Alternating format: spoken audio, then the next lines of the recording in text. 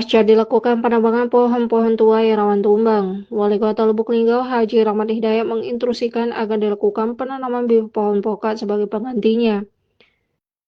Penanaman ini dilakukan di sejumlah fasilitas umum sepanjang Jalan Depati Said, Kelurahan Talangrejo. Penanaman bibit pokat tidak hanya bertujuan mengganti pohon tua yang berisiko membahayakan, tetapi juga memberikan manfaat jangka panjang bagi masyarakat.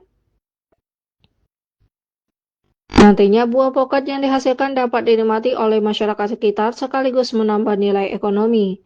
Selain itu, langkah ini diharapkan semakin menegaskan identitas Kota Lubuk Linggau sebagai salah satu daerah penghasil pokat.